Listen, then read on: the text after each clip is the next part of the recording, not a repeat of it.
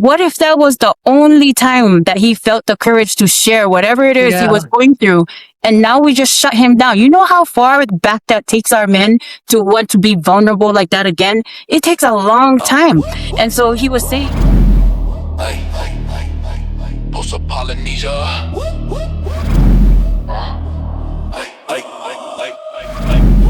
Baseline rumble, feel the ground quake. Drums hit harder than a tidal wave break. Hands in the air, let the crowd participate. We move the islands. Yeah, the vibe came. Some strength in my blood, call it lava flow. Words are up.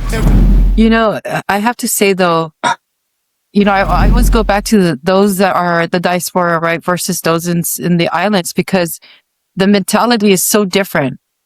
But when it comes down to it, it's pretty much the same, because you have those in Samoa, those in Tonga, those in Fiji that come out of the island and then they come to America for opportunities.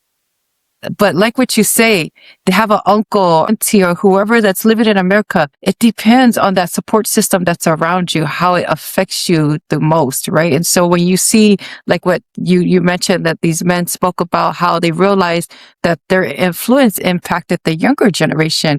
And so that does the same thing to those who are coming from the island. They have two choices: either leave the islands to make something good out of themselves and ignore the noise, or two, leave the islands and come to America and just follow the footsteps of those who have already been planted here in America. And so it's so important, like what you said, the resources you have, because Utah has great resources there. We don't have that anywhere else in America that can help those who are spread out.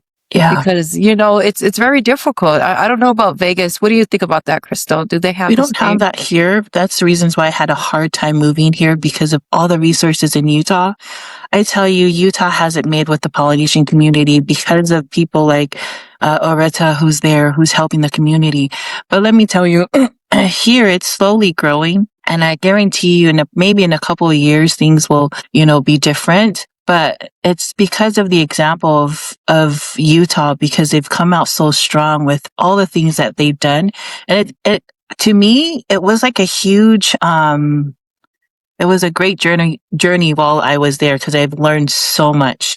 I've learned so much from, you know, people there, and from, I learned to love our Polynesian people 10 times more in Utah than being in Samoa. It's weird, you know, and it's because, a lot of the people there, they had to root themselves out of their islands because they wanted the very best for their children.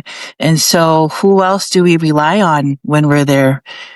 People like us, brown people like us, you know. And so with all these programs and all these things that are available to them, and the resources that are available to the youth and the adults in Utah, they're so blessed to have all those opportunities there.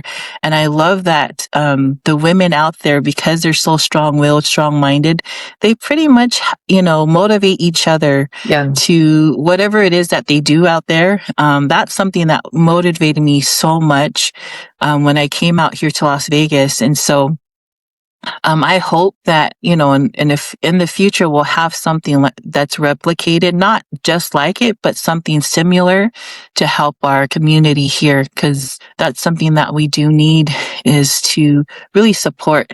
I know the Hawaiians, you know, because this is 9th Island for Hawaii, they have it down packed too. And, you know, I love our brothers and sisters from Hawaii as well. And so those are things that we need to learn how to tap into as well, because they have great resources to help our Polynesian community out here. And so, yeah. It's so true. I found so many blessings from even me, who didn't want to move here, from here in Utah. I just so much abundance. And I had to change my mindset about 5 years ago to just say, like, man, you got to make the best of what you're blessed with. And there were so many blessings that I was just discounting, because I'm like, I want to go home. Hawaii's better than over here. The people are so different, you know? But yeah, I found so many blessings. And, so you brought up the migration part of, you know, we come from there, and then we have to learn here.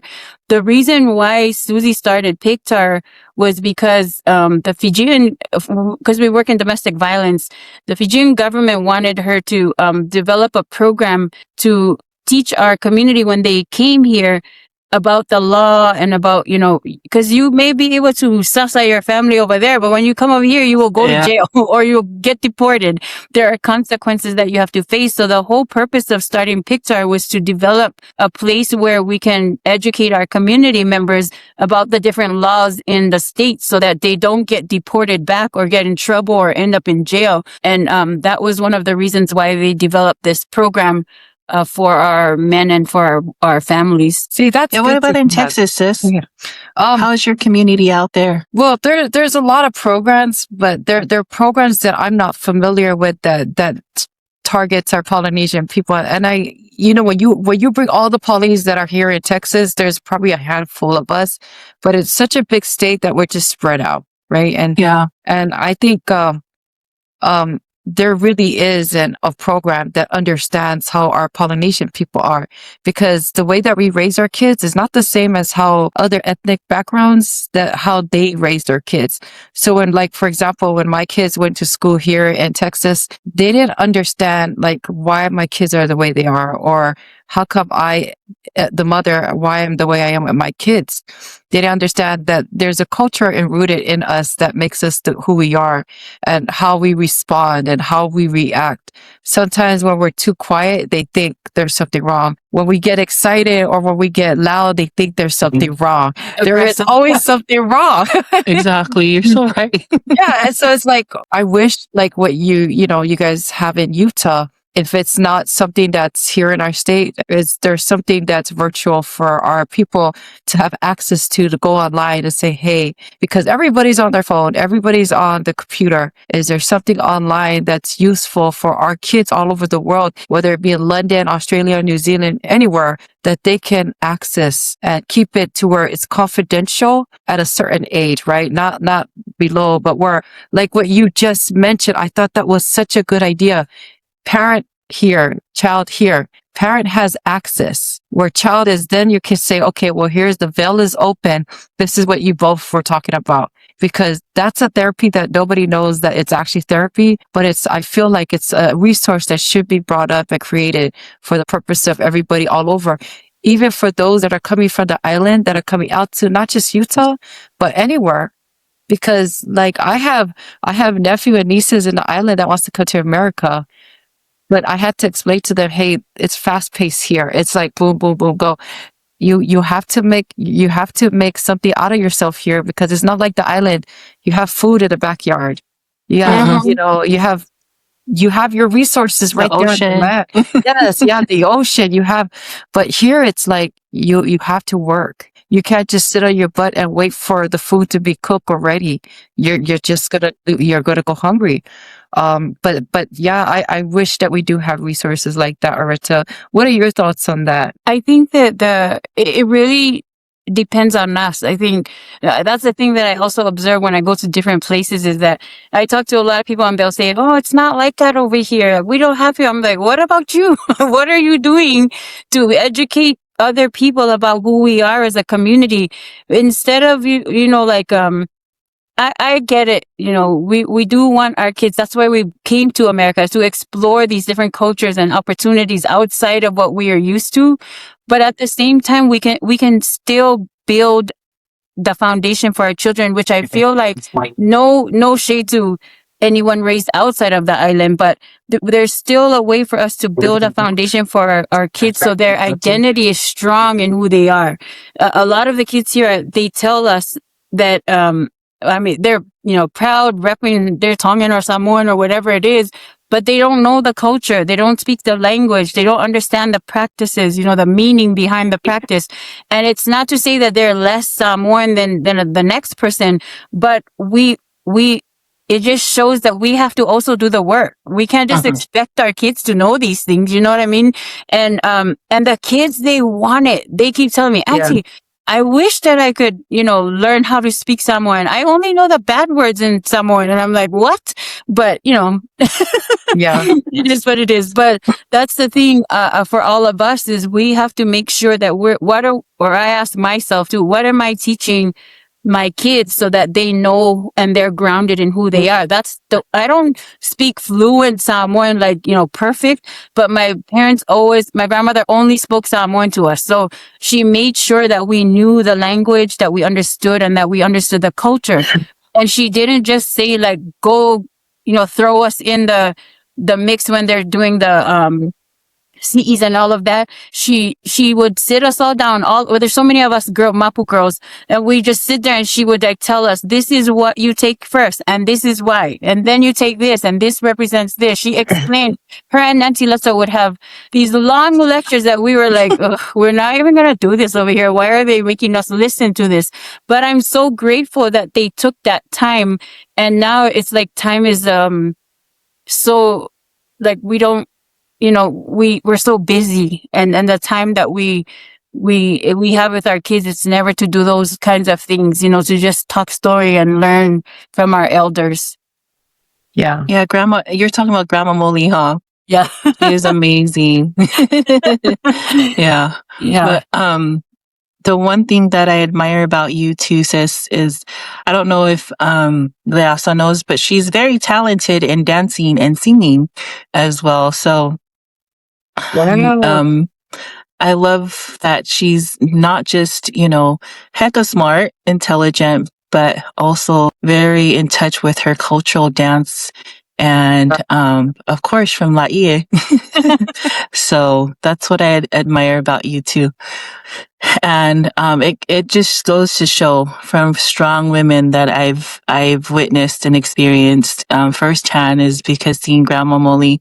One thing I remember about her when I came to Hawaii to visit Uncle Simi and them, she was going shopping in October. And I was like, why is Auntie going shopping? And, oh, she's going to go buy all the presents, Christmas presents for the kids. And I was like, dang, she's prepared. She's like, yep. She goes out in October to go, do her shopping.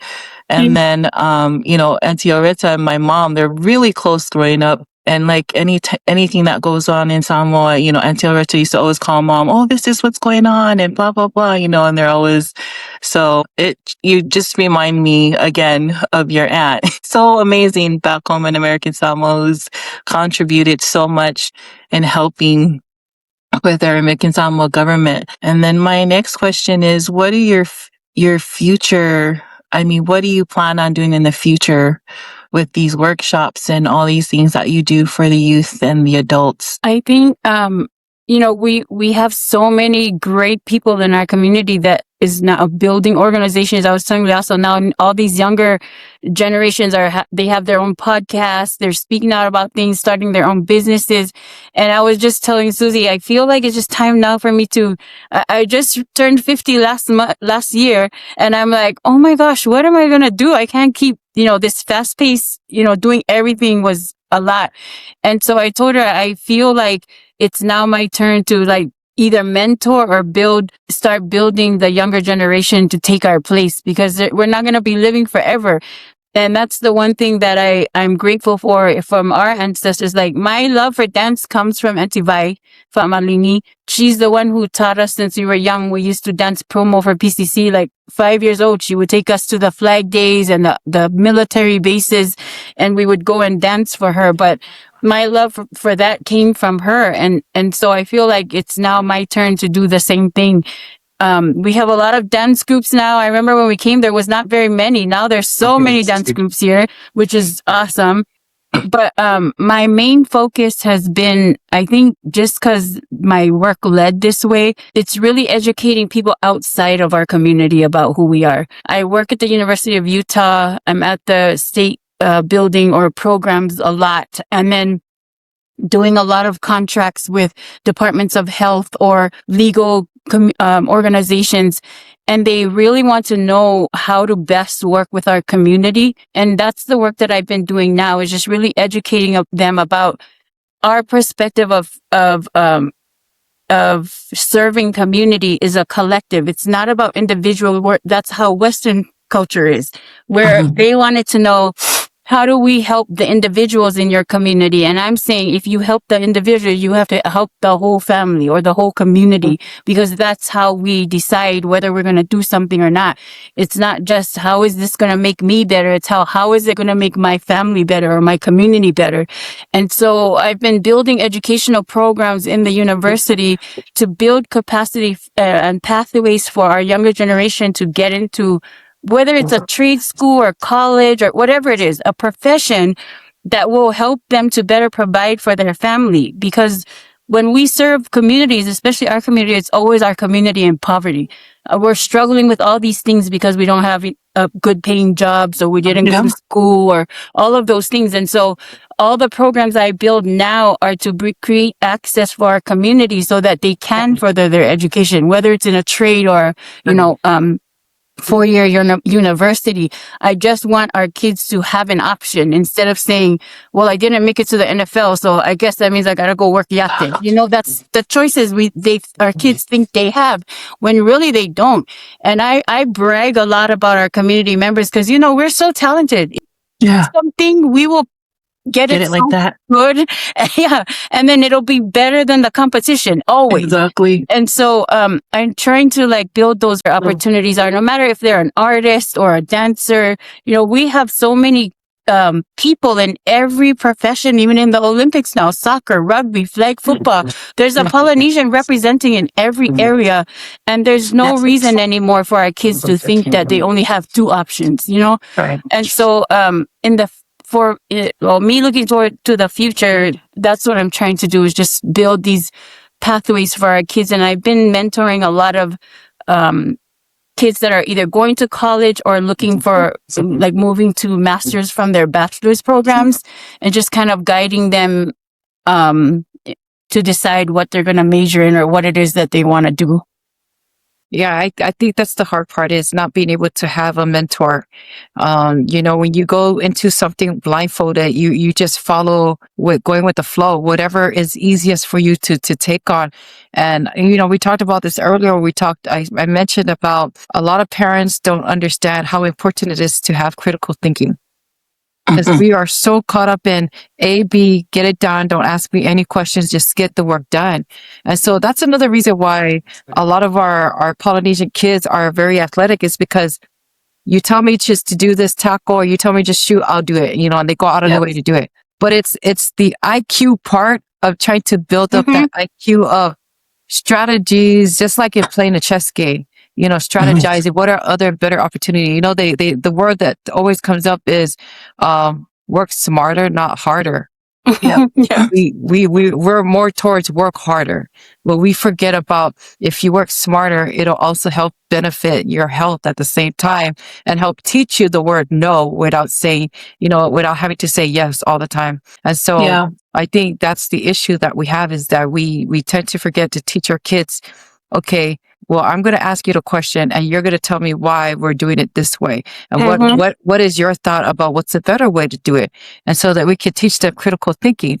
What is your thoughts about that with the youth, especially with this generation, especially with our Polynesian kids? Yeah, I'm glad you brought up that, because so my boys, they played football in Kahuku, and Kahuku is an all-state championship team every year. We win state championships almost every year, and it's expected over there. So when we left Hawaii, there was a lot of talk about, they're moving over there because their kids don't play. There's just so much, there's the good and the bad of every community. But when we moved here, my sons learned very quickly the scheme of plays. They learned there of ground and pound, because they're all big boys. They're all, tough. But they came here to Utah to learn a very different game, that it was about speed, about agility, about technical things. And they didn't learn that back home. They never even lift weights back home. But here it was all about that. And they learned that the game was so different, and they had to adjust, because they knew that they couldn't just run people over. These kids were fast and shifty, so they had to really change and learn how to play over here. And I think that's like I said, over here we have issues. We have the same different kinds of issues, and one of them was that we were so grounded and comfortable at home that when the kids came out here, they got homesick, or they just, once, something was uncomfortable, or they didn't feel like safe, they would want to go home. So they don't finish school. They don't, explore what's out here in the world. Yeah. I think like we have to, as parents, put our kids in these different spaces so that they can learn that. But as we're doing that, have to teach them how to feel that no matter what space you're in, you still can remain who you are. You don't have to change because you're in a different space and around different people. That's the thing that I think that we haven't learned, is we go in these spaces and then we want to see, oh, how do I be more like them? No, you can be the strong person you are and still excel in that area. That's what I hear a lot from people when I go places and I speak. And I think Javi was the first one who told me this. I never used to think about it because I just say whatever comes out of my mouth is what comes out of my mouth. But Javi told me, the way you speak about things, it connects with our people, because you're not speaking like you're above us, but you're just speaking so that we understand. You're so authentic. You share, from your heart, like what you see is what you get kind of thing. But it's, again, I pay tribute to my, again, the women in my family who always made me feel confident about who I am. I mean, of course, I'm not perfect. I have a lot of insecurities, but when I would go into a room, I never went in thinking like, oh, these kids are better than me, because there was a reason why I was there. I didn't just get invited to be invited. There's a reason why I was chosen to be there. And I feel like that's what we need to do with our kids, is let them explore, but also build a strong foundation for them, so that while out there exploring, they never feel like they don't belong.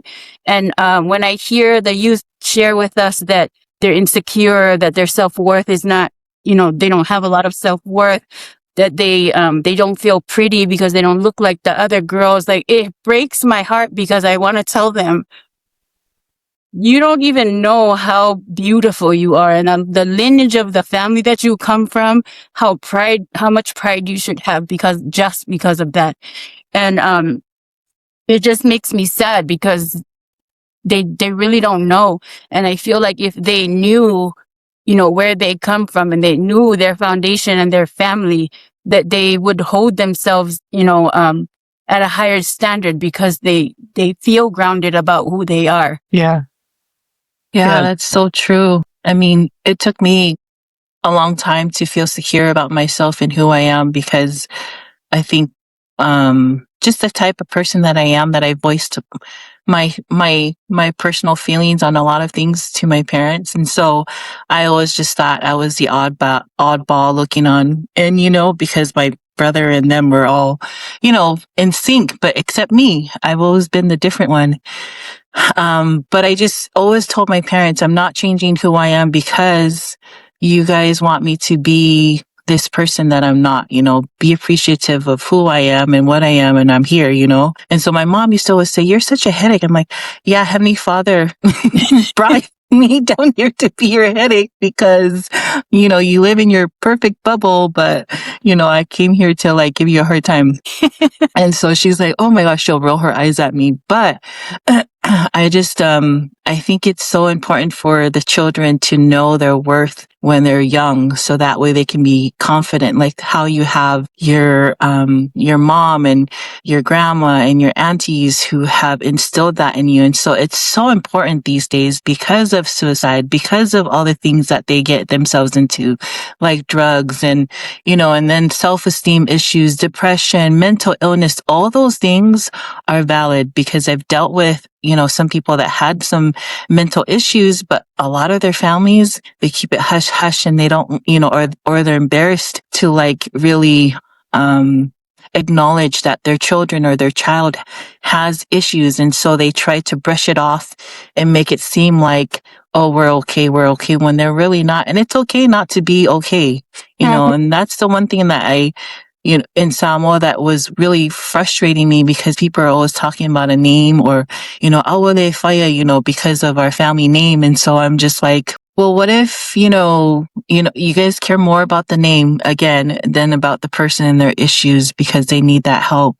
And so keeping them hush hush, it causes them to think about, am I not worth it? Am I not doing what I'm supposed to do? What's wrong with me?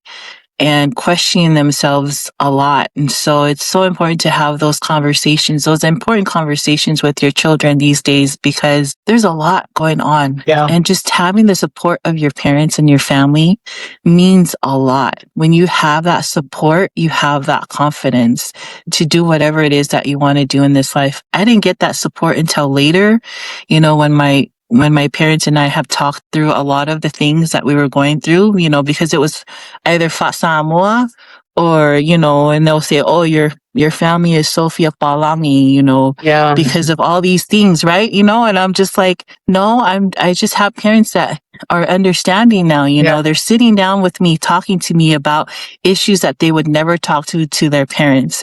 And so I'm so grateful that I've had that opportunity, just like with my son. I could speak to him about the issues like with sex and stuff like that, or he could talk to his dad about, those things are what goes on. So he doesn't feel like he's so uncomfortable with those things. And so I think it's so important. And even with the gospel, not everyone's going to be in the gospel. Yeah. And to me, I feel like the best that you can do is be an example to the kids, to your peers, to your family. And if they are in church, great. If they're not, still love them the best way and see the best in them, because they are beautiful people no matter what. Whether if they go to church or not, whether if they tarnish the family name or not, they're still part of who you are and where we come from. So thank you so much for sharing that. I think a lot of that from our parents comes from, the being taught to be humble, that's the way you be humble, is you don't speak up, or you don't speak out of line, or you don't, brag about who, all the things. And that's another thing that we try to teach our youth, is just to unlearn some of those things that were holding us back from, expressing how we feel, or that kind of thing. That there's a different kind of humility in, when we're teaching our kids, that you can still voice, have a voice, but you can also still do it with respect. And, I hear the kids say, like, it's black and white, like, no, I'm going to stand my ground. And then they're very disrespectful to their parents. And I tell them, well, I'm not saying for you to say, shut up to your mom or to answer back to her. There's a way to do that and still have a voice, but be respectful while you do it. And, we've had to have those kinds of conversations around what, humility means and what that looks like, nowadays versus like when our parents were learning about humility. And a lot of it is, like you said, we learned by just observing. That's how I knew what to do, is I watched my mom and I knew, when we're around these people, that's how you act. But our kids, they don't pick those cues up. They just like see you doing everything for everybody, versus like, why is my mom always serving these families? Why is she always It's just like, oh man, you always got to go spend time over there. So again, it's that time to just explain to them, the reasons behind the things that we do. Yeah.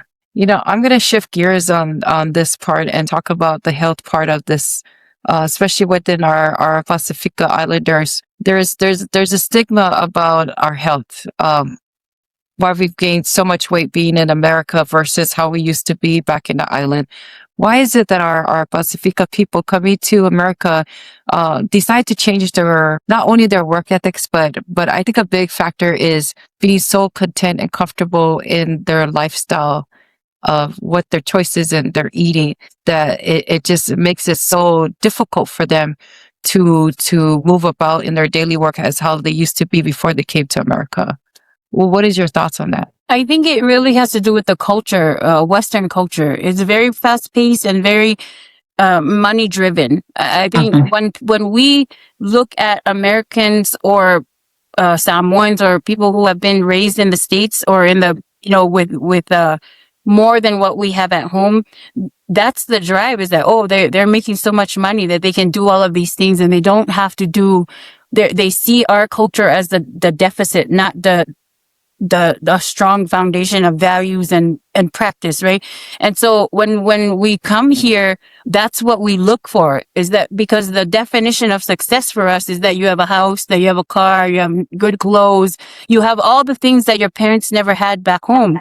And it's another shift of learning that we're trying to tell our kids that, it doesn't matter all those things that you have. What matters at the end of the day is that you have a strong family, you have a roof over your head, and that you still are a good person in the world. Like you're kind to other, those, now are spoken like they're very basic, things. And so that definition that we are all trying to get on that grind and make that money, get that bag. That's all I hear from families, because their definition of success is that when they come here, instead of, I want to come here and take advantage of all the opportunities that I can have to give back to my community, to serve my parents who worked all their lives. So I can now, I see it's so sad now that I see a lot of people who have just like left their parents because, they're doing all these things, and the parents might not understand because just two different value systems. And it's breaking up a lot of our families, which has been really hard. And so I think that's that lifestyle of being on that ground, and then the convenience now of we came from an abundance of food, but now the convenience of getting all kinds of food that we want, especially processed foods, so that we can do other things. Everybody's trying to get ahead. And to do that, what it looks like in America is that your kids are in every sport, that they're involved in every kind of thing, just in case they make it to the Olympics for, whatever it is, or they make it to the NFL, because that's where the money is, or that's where the recognition is. So we spend all of our lives and our money sacrificing our time to go do all these things that bring us fast money, fast results, fast outcomes. And we're not taking the time to like really instill these, the values and the belief systems that are good from our culture. And so I think that's how we've lost a lot of that. Our kids have lost it, and so has my generation even. I hear many of our generation saying to me, oh, I'm not going to do that to my kids. I'm not going to force them like our parents forced us. And I'm like, but if you don't teach them, they're not going to know what's good and what's bad, then they're only going to choose what they know, which is all the bad stuff. You know what I mean? So it's, I feel like that's why our health has really declined, because we're just living this fast paced life, and it's not giving us time to really work and to make, time for like cooking the food that we know is healthier for us. It's always the convenience of like, oh, just stop and get something from the store. Everything is such a big convenience for us that I'm guilty of it too. I'd rather go get pizza than come home and cook.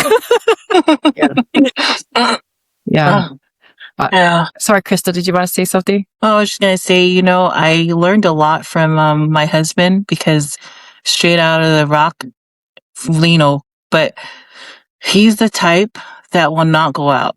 Like, I'm like, okay, let's go out to eat. And he's like, no, I cooked food at home. There's food. What, you don't want to eat at home? And I'm like, no, I want to eat the food. And he's like, discipline yourself to go eat at home. Like, okay, we'll eat it tomorrow. But he's like such a homebody, because this is the same him from Samoa. He's like, I make the food, and we eat at home. We don't go out to celebrate all the time like you. And he was like, I've never eaten so much since I've been with you. I'm like, shut up. But I don't know if you know this also, but Crystal, the way that I started to get back in shape here was because she had a club here that did step and Zumba and all of that. Aren't you doing it in Vegas too? No. Oh, you're not doing it? Well, your health challenges, those are so awesome for our community, because we want to spend money on the food, but we don't want to spend money at the gym. So I'm guilty of that. But I love that, you had those programs, because like you said, it really brought together the women in our community. Step has been so amazing bringing our community together, and even Zumba. And so, I love that there's those options, because, we don't do, there's a lot of people who do Vasa, but not a lot of us. Like, there's a lot of us who don't want to go to the gym, and that's a good option for us. So. Yeah, thank you. Just like you, I think it was just overwhelming. When I was there, and I was like, oh my gosh, I feel like my whole life is this. We wake up and it's GT. We go to sleep. It's like midnight. I wake up at 5 o'clock, because my mom's yelling at me, shut the club, blah, blah, blah. And I'm like, Mom, I think we're done. and Wow. so it was so hard to, like say it was done. And my mom's like, "Are you sure?" And I said, "Our time is up. Give that opportunity to somebody else to help serve the people, because this is our time to work on ourselves." And, as hard as it was back then, I just felt like it was a beautiful memory that was built, and it helped build not just us, but helped build everyone, with the connection. And but yeah, it was something that I learned. And my mom always laughs at me because she's like, "You're running a what?" When she first Oh. came, and then she starts laughing. I'm like, "Mom, be quiet." And she's like, "You need to lose weight too." I started crying. And so I took it seriously like the next year, and I'm like, "Okay, I need to do this because I have to set the example." And then, but what I realized about the women is when they kept coming in and expressing themselves, saying that they need to lose weight when they have lost 60 or 70 pounds, they weren't appreciative of the weight that they lost because all they saw was a flaw. And then that's when I started to change my mindset on things. And I was thinking to myself, you know what? It's not about the weight anymore. It's about your self-confidence in who you are. You shouldn't have to worry about how you look like, no matter what age you are, no matter how big you are. Love yourself, and that's something that I was just trying to really teach to the women and the men, to love themselves as who they are, because it's not about the weight. You could lose that weight at any time, but when you lose it, you appreciate, but it was like a rat race, with the women, trying to lose this weight and then finding out in their mentality. And I was like, man, I used to be like that. It used to be, oh my gosh, I gained 10 pounds. I need to lose the 10 pounds now, Now I'm just like, it doesn't matter. You love yourself for who you are. Of course there's going to be health issues if you continue to go at the rate that you're at, but work on it slowly. You don't have to run to the gym all 5 days, 6 days, do something that you love. Like step is something that I really love, that I've learned to love. And I was like, oh man, that's my favorite thing to do. But I'm not so worried about losing 100 pounds, 200 pounds. I've just learned to be happy with all the accomplishments and the blessings, even the hardships that have come. And so, but with that being said, sister, with the Utah community and you working with, all the kids and the adults and stuff like that, and you're scaling back a little bit, being a mentor. So how does that look for you and your family now that things have slowed down for you? It's given us the time to focus on, like you said, on us. My husband was disabled back before 2012 from work. He had a work injury and then he couldn't work after that. And that was a big shift in our family because then I became the sole provider, which it was a blessing in disguise in that I didn't know I was going to go back to school and then get a degree. And then, then he got hurt. Well, I was able to get a good job and help provide. And so, all this time he's kind of just been in the background while I do what I got to do. And he supported me through all of that. And now we have our time to just focus on us. So now we're focusing on his health and he's already doing way better health wise.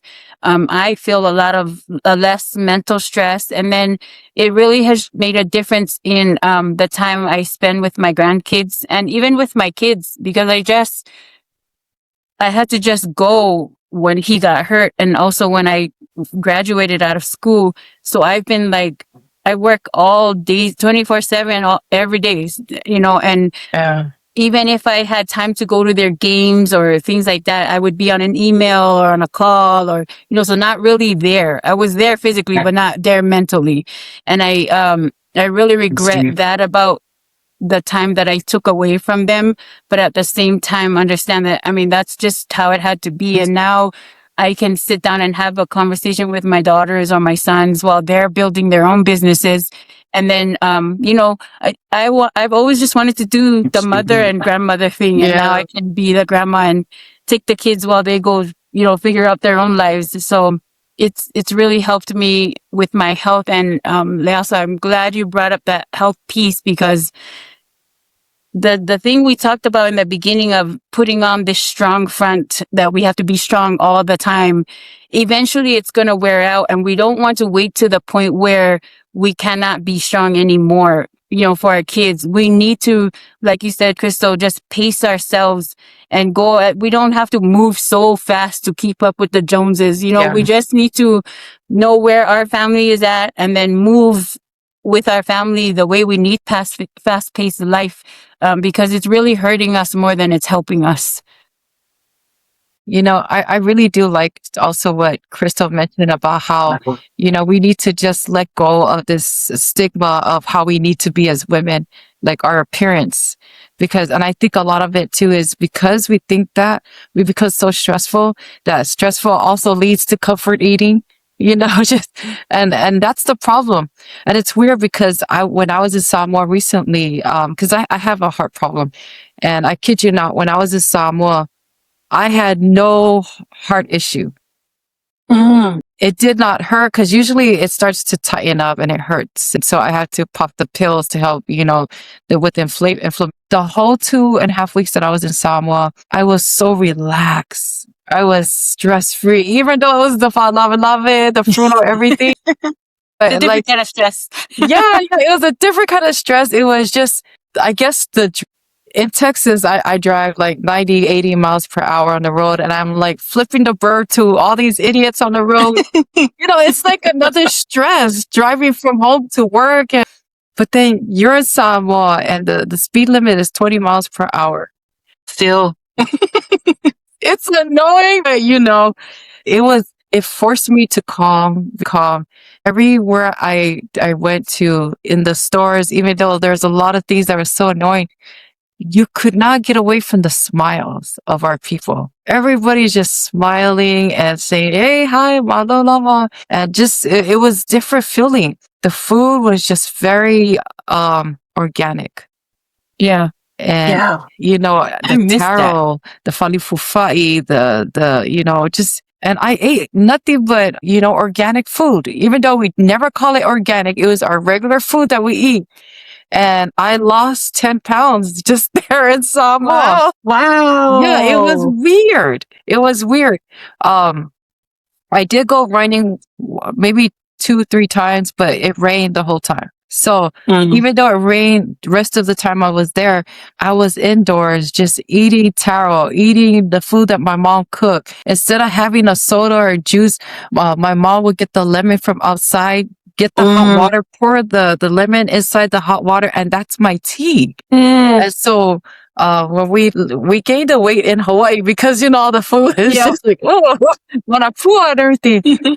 But I just have to say, like, in comparison to how it is in America for us, like you guys mentioned, the fast pace, the stress of work, the comparison, even though we're not comparing, but we are looking and visualizing other people and comparing them to how we look, how our hair is not as thick or thin or whatever, and our waist is not as small, or it's those comparison. And it's like, I think one of the guests that we had on the podcast, he said comparison is the thief of joy. It is true. We forget that when we do these little things, we forget the small pieces that are taken away from our happiness. And that happiness leads to depression, and then it leads to comfort eating to replace that we've lost. And I feel like with us adults, when that happens to us adults, that leads to making our children become neglected in the things that they need help with.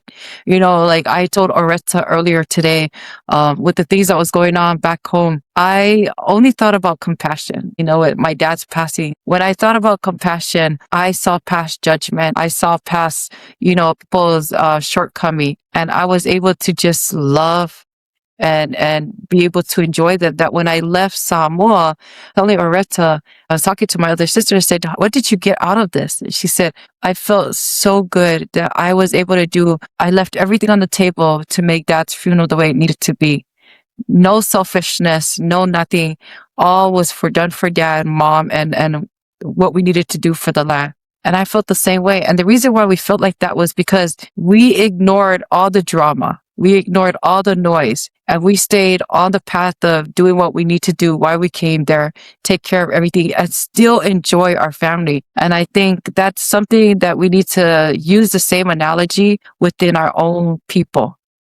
is, yes, we're in the diaspora. We live not on our land. We lived in a place that's not familiar to our own island, that we need to be able to get past the noise, get past the comparison, and not forget who we are as Pasifika people. And when we do that, and I mentioned this to when I was talking about how I met up with Kalani and his wife last night. I told them, I always tell this to my kids, my nephew, my nieces. And this is what my friend said to me. I'd rather have a $30 bag with $300 in it versus a $300 purse and no money in there. Yeah. Yeah. Thank you. I also wanted to Yeah. piggyback really quick. What I enjoyed about what Oreta had said was, the education portion, Yes. how important it is. Because when you have education, I feel like it expands your mind to think above and beyond, and not be above and beyond. I'm not be above others, but like you had said, they also be critical thinkers. And so when I have that same mindset, because like everybody thinks that Polynesians want to be like NFL players because we're built that way, right? Our sons are built that way. They're big, they're tough, But what happens after the limelight? What happens after it's done? Yes. The injuries and everything like that. And then to me, it's so important for us to teach these kids the values when they have that blessing, regardless of whether if it's an NFL or a master's degree or whatever it is, that trade that they're certified in. Those are things that they can come back home to give to the people and help the community, and share those resources back in Hawaii, back in American Samoa. To me, it's hard for American Samoa just because of all the things that are going on through there. Yeah. But as Leaso had mentioned, you have to have compassion, and that compassion is going to soften and, have humility. Yeah. So that way you could do the work for our people back home in American Samoa. And so, thank you for empowering me, to think beyond or outside of the box. So that way we could, share those, not just experience, but also share the knowledge and then share the resources that we can to help people become better, or not the children to become better than who we are, So, yeah. I guess like we were talking about also how about religion, and I'm LDS, but when I teach it, even we did a panel for Utah Pacific Island Health Coalition, and I understand that, we're all from different religions, like our community, we all come from different religions. But the thing that is the common denominator in that is that we are a faith-based people, that our spirituality before there was religion was always grounded in God, right? And so everything that I do when I go out, even in the things that I learn from my education, from academia, has been grounded in that as well, in my spirituality. And when I think about, anything that I support, it always comes back to my belief in Christ. And that even now, as we're reading in Come Follow Me, the stories in the Old Testament of how the earth, the everything God created, everything, it always comes back to us looking internally, and we talked about with our youth these past couple of Sundays about what is Zion, where is Zion, and they talked about how Zion is within you. It's you. Yep. It's all of us individually. We make up Zion, and so I try to just be that as well. And people always ask me, what do we do, Oreta? I'm so frustrated with the way this world is going to be, it's so corrupt. And this last lesson that we talked about, one of the gentlemen asked, when Noah had to build the ark because the earth was so evil, that Heavenly Father had to, asked him to build the ark to put people away because he was going to, flood the earth because of all of the evil. He asked, what is the difference? Is there a scale to determine how evil the earth was at that time, where he had to cleanse the earth, versus now we're living in a time where he feels like we are so evil. And back then they didn't even have social media, they didn't even have all the things that we have, but they were so evil that he had to cleanse the earth of all of that evil. And he asked, how do we know where we are right now? And they were like, what do we do? And the only thing that or answer that I always feel in just understanding the scriptures more is that all we can do is better ourselves. And as we better ourselves, we build, other people. That is how I know that evil is not comparable, because there's still people on this earth who are still fighting for good. There's still people who are, and I look at our legislature, we have 4 representatives from our community who are there doing, fighting that fight. Like I said, in every level now that you look, where there needs to be advocacy and representation of good, you'll find a Polynesian there. You'll find a Pacific Islander there. And I keep looking at your flower, because at a presentation I gave in Ohio last year, I spoke for a Hawaiian group that was there from Hawaii. They had a eating and they asked me to come and speak, and I told them the way that I share my voice is through my flower. For some reason, even the Palangis, when they see your flower or when they know you're from Hawaii or you're Polynesian, it breaks down so many barriers to have conversations about things they would never talk to colored people about, or allow them to enter a space.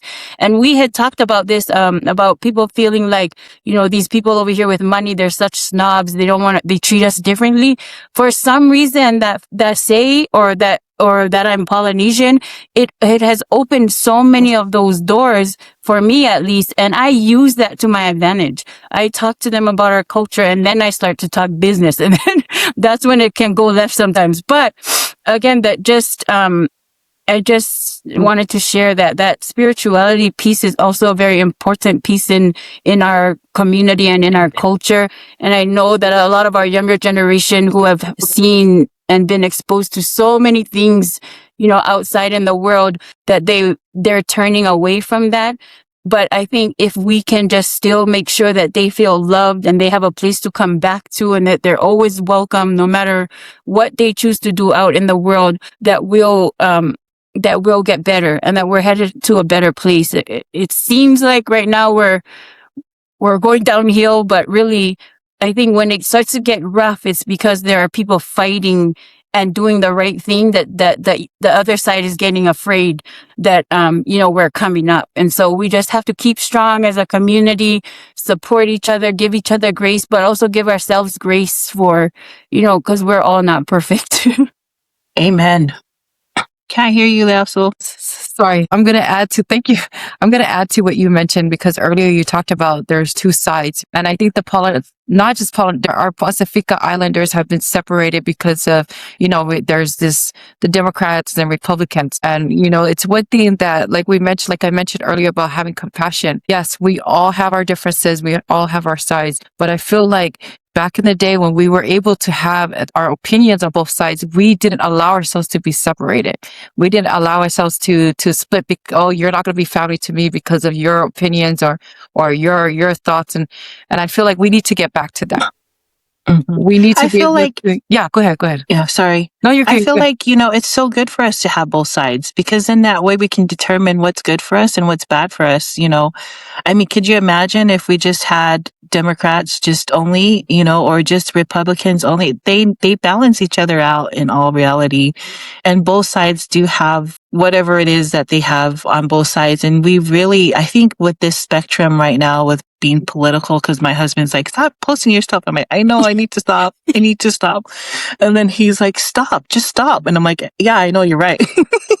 And then so I'm like thinking to myself, what can I say that's positive, so that way it doesn't offend anyone? Because I love everyone, and I don't want, my background or what I believe in the background to like overcome the relationship that we've, built, that we've had for so long, Yes. And so those are things that I'm working on a day-to-day basis, just to see the beauty of the person inside, rather than what, it's not just about politics. It's not about religion. It's about how you live your life. That's at the end, you're going to die 6 feet under, and people are going to be like, what did you do different in this world? What did you do to contribute? How do you want to be remembered? And so, I always want to say, I want to be remembered, like, how you say about your grandma, and your aunties. I want to be remembered like how my grandmother was remembered, always serving others, loving others whole. And she wasn't very strong in the religion, but she loved everyone, anyone and everyone. It doesn't matter if you smoke or drank or you did this or that, she was loving and acceptable to everybody.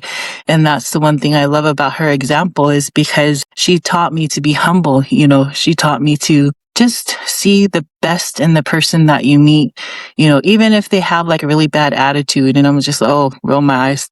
But when you do see the best in people that are hard to really try to get to know, you see that those people have the most biggest hearts It's true. ever. And it's because they've lived such a rough life as the way that they are. Yeah. But when you see who they are inside, wow, they're so beautiful deep down inside. And I'm like, man, when people start talking about a person and, here, I always want to get to know the person first before I make a decision on who they are. Yeah. When I see that beautiful side of them, I'm just like, oh, they're just mad because, she was just blunt.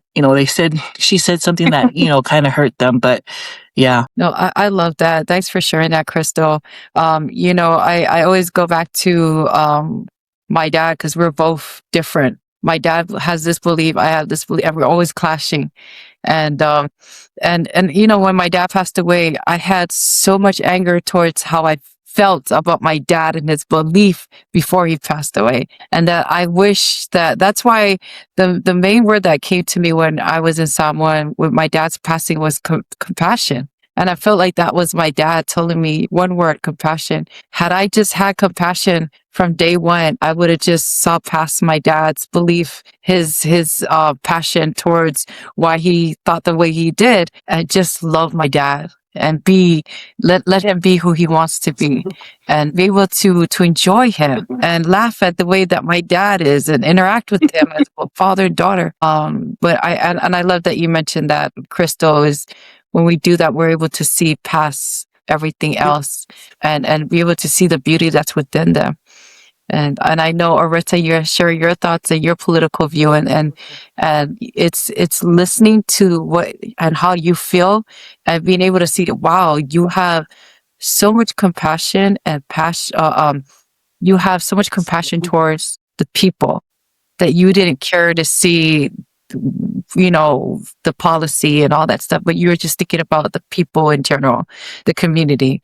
And so it's what people need to understand, and our Pasifika as a whole, is learn to just listen first, because you'll be able to see something beyond that. Then you could take your own views, but respect other people's opinion at the same time. And I think that's so important. Yeah, we're so easily offended by things that we just react to the things that other people say and do. And I tell my kids that all the time. I'm like, just one ear, go out the other. That's all my mom used to tell us. Let it go in one ear, let it go out the other. And not be so offended by everything everybody says, because you don't have to agree with them, but everybody has a right to their opinion. That's the whole beauty of agency, here in America, especially. But one of the things that, as you were talking, Crystal, I thought of was I was watching a debate or a court case of one of a senator that was talking to somebody that is supposed to be like coming up for Trump as one of his predecessors, and he kept saying, no, we believe that unity is more important than diversity, and it's true, unity is important, but I also think that if they can see, or people in general can see, the beauty in diversity, that it doesn't have to be two separate things, and I think that's the thing that we keep arguing about, that one is more important than the other, when two things can be true at the same time, Amen. And so I love that you said that. I love to hear people talk about their own opinions and not argue, but debate and share and be respectful of it. But again, at the end of the day, for me, it's really about the way that people are being treated. Like, you can still debate and not point fingers and blame and call people stupid and, all of those kind of Exactly. things. That's the thing that, because everybody just assumes every time when I post, I was telling her, I posted, everybody thinks you're such a leftist. And I'm like, I'm not even, who said I was a Democrat? Like, I'm just sharing that, yes, I believe that if you do something, you pay the price, but you also should, like, you don't have to beat people up for, you know what I mean? Like, there's the how Yeah. do you do things really, it matters. And those are the things that that I feel for people, even though, they might be here illegally. I don't agree that you need to push them down in the ground and do all of these things when they're not, so that's my only thing about that. But anyways, I'm so glad that I got to just share with you guys. I actually thought it was gonna go a whole different way. And I was just like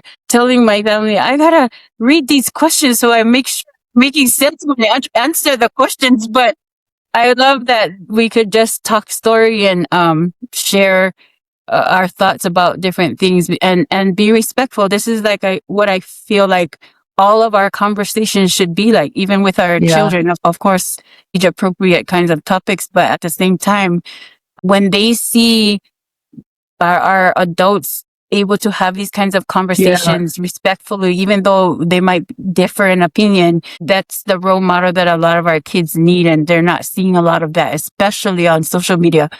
So, yeah. Oh, man. Oh, sorry. Go ahead, Crystal. Oh, no, I was just really quick. So earlier when they also had asked, hey, do you want to come on with me for the podcast with Oreta? And I said, yeah, sure. And I'm thinking, I only know one Oreta, the one from Utah. And I'm like, that's probably my cousin that you're talking about. and then I was like, oh my gosh, I'm getting nervous. Getting so nervous. I was like, what do I ask her? And I'm like, oh, I have the paper right here. I was just like, oh my gosh. And then, but I was just like, duh, you talk like how you normally talk, but yeah. I saw your name too on the text. All I saw was Chris, and then I was like, I only know one Crystal. Sure enough, I saw your name. I go, oh. Oh, but it made me less nervous, not more nervous. Yeah, I was like, what do I ask her? Oh my gosh.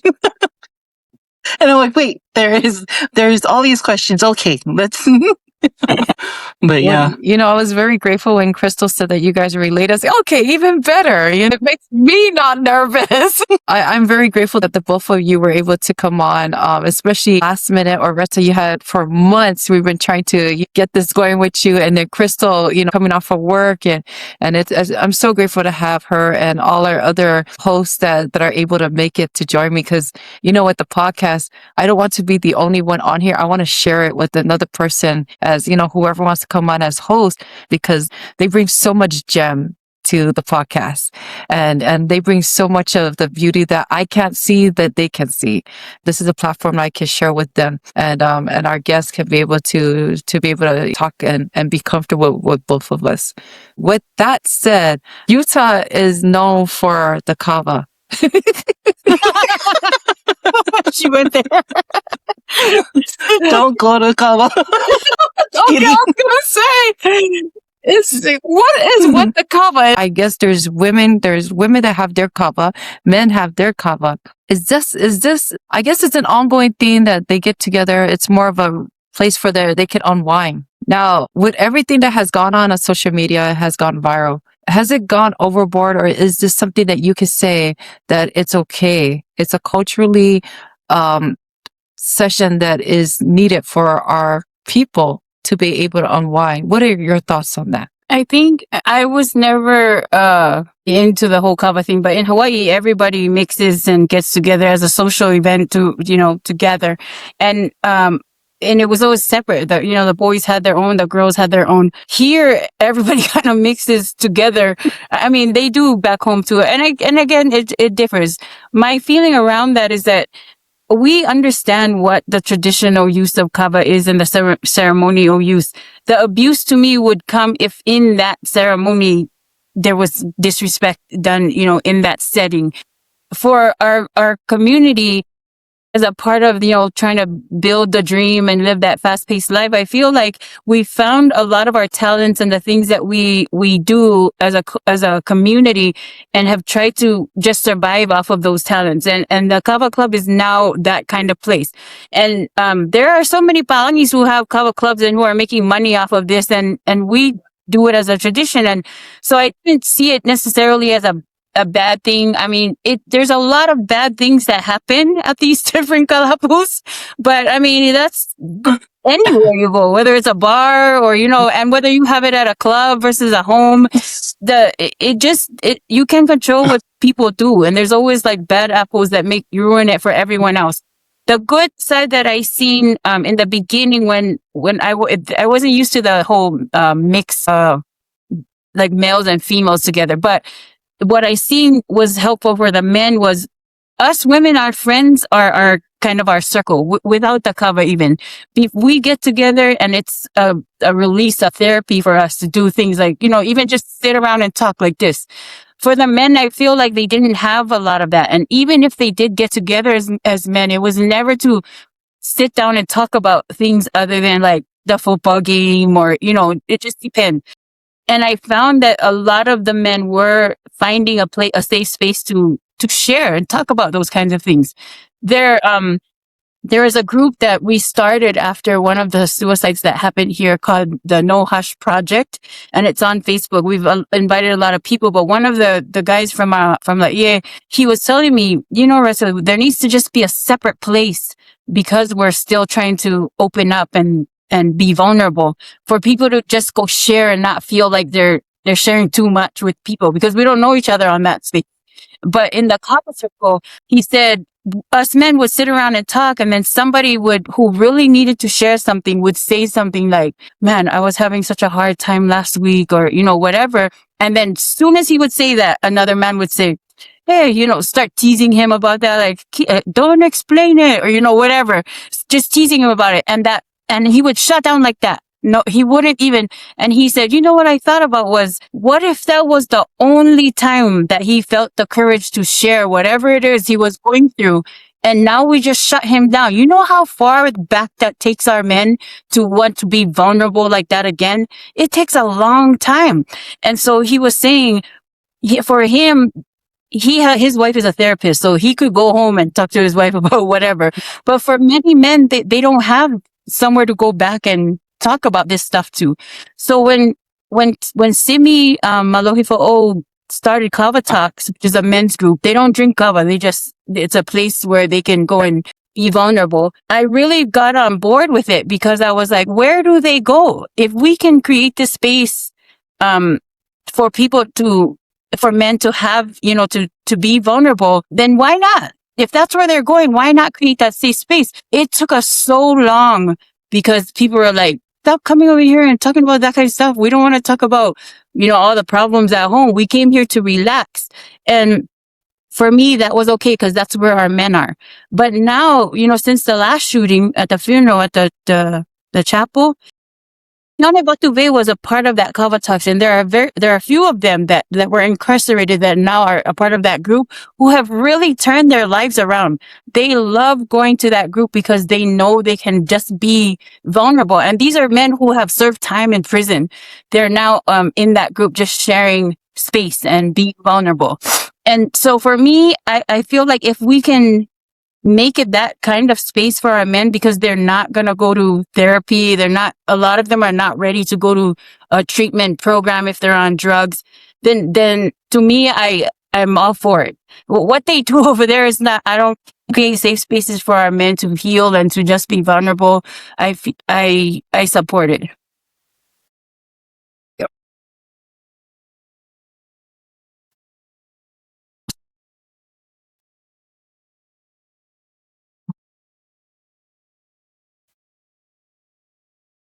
If we can create spaces like that for our men to have a place to heal and be vulnerable at, I support it. I mean, what men do at or anywhere they go, you can't really control what they do there. But I know, like for Kava Talks with Piktar, that purpose is for them to have that safe space and to be around other men who are there. Everybody's at a different level of healing, and so we can't force that upon people. They are where they are. But when they're ready, if that place is there for them to go and speak on the trauma or speak on the issues that they have, I support it.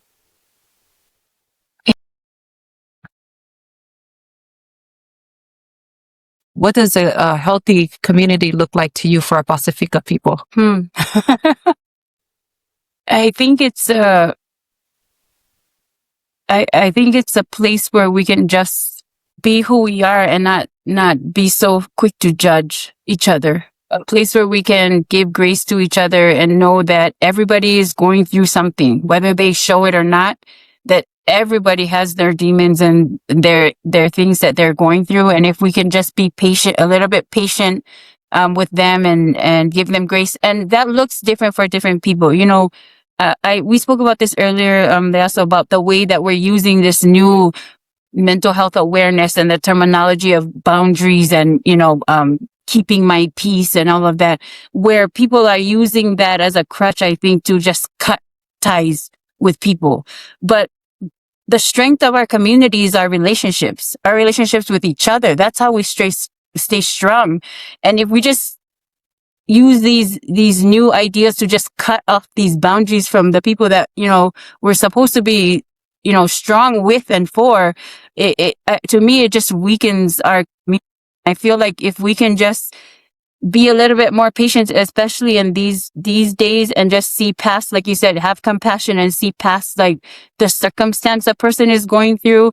Let it be that you have to love from a distance for a little while until you both are in a place where you can come back together, but never to just cut people off and be like, I'm done. Because I think that just, again, it breaks up our family. It breaks up the collective that we all represent. And I think that's the strength of who we are. That's good. Yeah.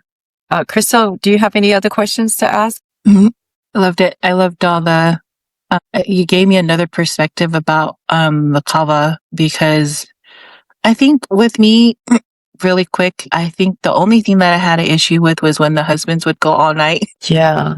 And so I know some people that would go for several days and not come home. And I'm just like, okay, you need to go home. But that's not my problem. That's not my issue. But, you know, I just can't imagine what they're going through with their problems. And I know that's something that they have to resolve on their own. And so to each their own, you know, we all have free agency to choose. And if wherever it is that your safe space is, that's where you should be. You know, that's where you should be with the people that you feel most comfortable with. And don't worry about what the outside world is going. I think it's just with so much commotion that's been going on with that video that went viral and the photos. And I was just like, oh, so embarrassed, you know, for our people, for the sake of who, you know, that's someone's daughter, you know, that could be our relative, that's someone's, you know, father or brother that, you know, and so just seeing that part, my heart broke instantly. Like, I'm so sad. That's so sad that went viral. The person that filmed it wasn't really thinking about, you know, the families that it has affected. And for posting that, maybe, you know, cause we're jokesters, our Polynesian people, we love to joke around. And I thought that just took it too far. But as far as a safe space, and I feel like with unwinding and everything, I don't have a problem with any of those things. I think it's good to have that place where you could go and let loose, you know, and it's so important to talk about things like, and like how you said how that guy shut so-and-so out. I mean, could you imagine how he felt afterwards? You know, I shouldn't have said that now, you know, because most of our Polynesian men, they're manly men, you know, they're like, I'm going to be tough, you know, even though they're scared inside, they always have to put up this front like they're so tough. Yeah. And I'm like, oh my gosh, it just rolled my eyes. I'm like, hello. Yeah. But thank you for, I was going to say, that's my whole issue with the Akanesi thing, because she was, you know, speaking out about a lot of this. And to me, the only issue I had with that was I love that she was advocating for women who are dealing with those kinds of issues. But there is a way to talk about the issue without, you know, like wanting to ban the to'a and all of those things. To me, that you can still address the issues that the women are seeing through that, but don't start pointing fingers and calling people out and names and all of that kind of stuff and blaming only the men for whatever. To me, the way that she was doing it was what I didn't agree with. But the advocacy piece about the women who are impacted by those who stay all night or who mess around at the kalapu, those are real issues. Not saying that they're not, but but I did see that there were men who are really looking for a space to also unwind and release like we do with our friends. And that's why I just support, like, if that's where they find their peace, then yeah. Yeah. So for those of you out there that are listening to this and try to take the negative side of it, no. We have a right to our own opinion, and Akadesi has a right to her opinion, where no one's bashing her or what she does. And, I love how she's empowering, trying to, stand for those who are pretty much victim in all this. And when it comes down to it, the Kava is meant for a purpose. It's the people who are ruining the Kava session for those who really need it. And so, I appreciate everyone out there that's standing up for those who need a voice. And so, and Oreta, you make so much sense. Krista, you do too at the same time. Men, if you're at the Kava session right now, go home. Go home. Like, if you're done, you're good. Go home. You have a family, because at the end of the day, you're not one. You have, if you're married and have kids, you belong to somebody. You have obligations, you have accountability. And with that said, you need to make sure, that once you're able to use up and utilize that free space, take that with you, go home and love on your wife and your kids, because that's your legacy. Kava is not your legacy, but use that as a place for safe space for yourself. So, Oreta, I wanted to ask you one last question, especially now that you've already pretty much retired and all the other, jobs that you had. Oh, right. I kind of feel like in the future you're gonna go back, because you're still itching to. I don't think you could stop. People need you. I know Crystal mentioned this earlier, and I'm gonna ask again, as we end this podcast, what does it look like for Oreta 5 years from now? I don't know. Even Susie was like, I don't think she really left. It doesn't seem like she really left, but I think that I'll always be doing community work and always serving. I think I just will be more, like I said, intentional about what it is I'm doing, because I really feel like if I don't take care of my health, I won't be able to do that. And I love it. It's not even a job to me. I mean, yes, I was getting paid to do it, but it was more because of the opportunity to serve community. So I think that is in our genes, especially as Samoans.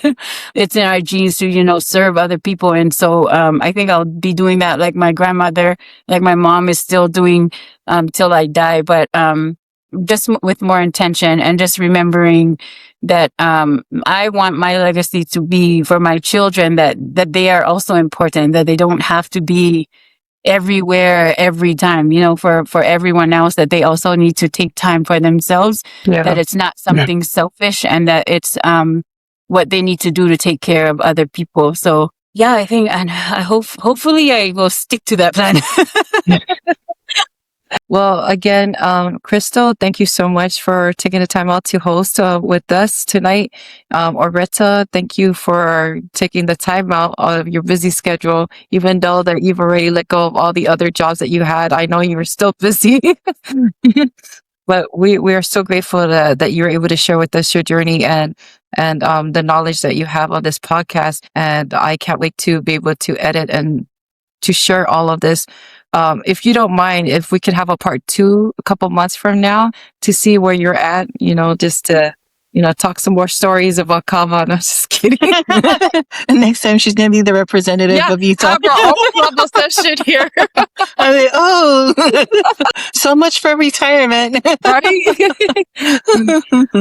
And so, so much. I feel like this was a blessing in disguise because I was like, man, I don't even know if I should be on the podcast today. But I know Heavenly Father really, I was inspired to come on here to be inspired by you. And just, I love all the things that you do, always have, always appreciate you. And thank you so much for taking your time out to do this podcast. Thank you, Leaso, for inviting me. And yeah, you guys have a great and fantabulous night. Yes.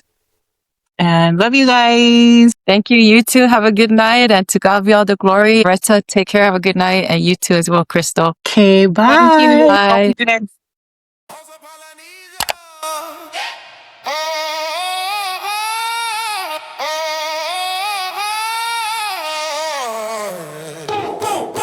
Boom, boom, boom, earth shake, silent fever. Wave riders, lava rivers, no